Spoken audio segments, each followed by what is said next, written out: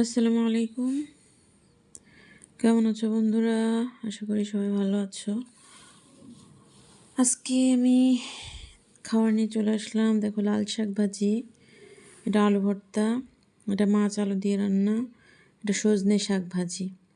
তোমরা কে কে সজনে শাক খেয়েছো কমেন্ট করে জানাতে ভুলবে না।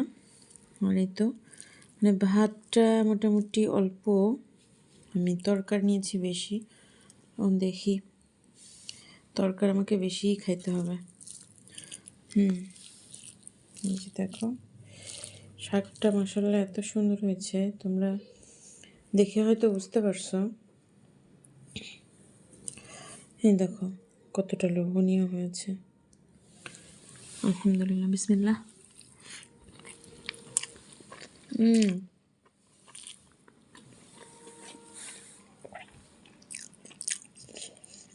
অসম্ভব টেস্টি। আজকে তেঁতুল খেয়েছিলাম, তেঁতুল খেয়ে দাঁতের 12 বেজে গেছে। এখন মনে হচ্ছে জিলিক দিয়ে দিয়ে উঠছে দাঁত তেঁতুল খেয়ে। মজা করে করে খেলাম, লোভে লোভে খেয়ে একদম জিলিক দিয়ে দিয়ে উঠছে।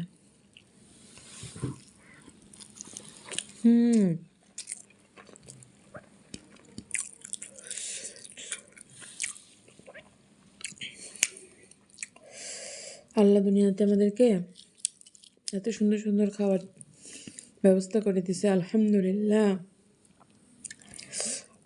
আমরা মানুষ হয়ে জন্মেছি, আলহামদুলিল্লাহ। আমরা মুসলমান হতে পেরেছি, আমরা বাঙালি হতে পেরেছি।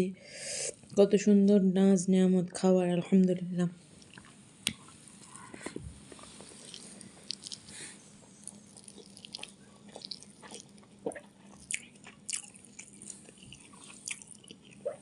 এই দেখো সজনে শাক, সজনে শাকটা কিন্তু আমার ভীষণই পছন্দ। একটা আলু দিয়ে মাখাই নেব।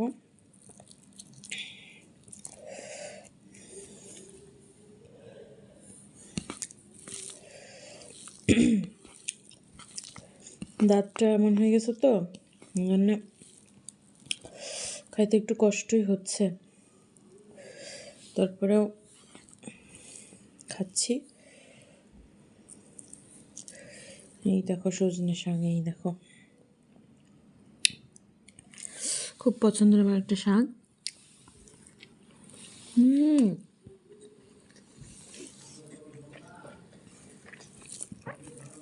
মাশাআল্লাহ, খুব মজা, অসম্ভব মজা। এই দেখো,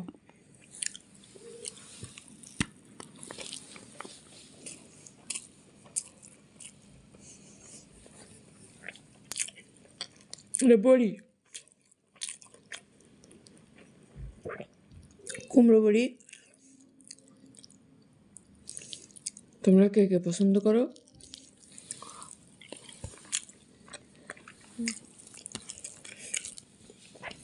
কুমড়ো বড়িটা মোটামুটি আমার ভালোই লাগে, খারাপ লাগে না। শাকটুকু খেয়ে নিই। সজনে শাকে নাকি অনেক পুষ্টি, ভিটামিন, বুঝছো বন্ধুরা? তোমরা খেতে পারো।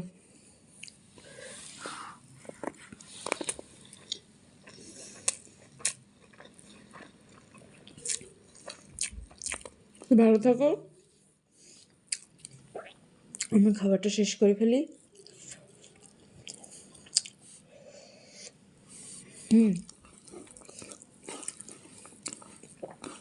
সবাই ভালো থেকো, আল্লাহ হাফেজ। পরবর্তী খাবারের জন্য ওয়েট করো।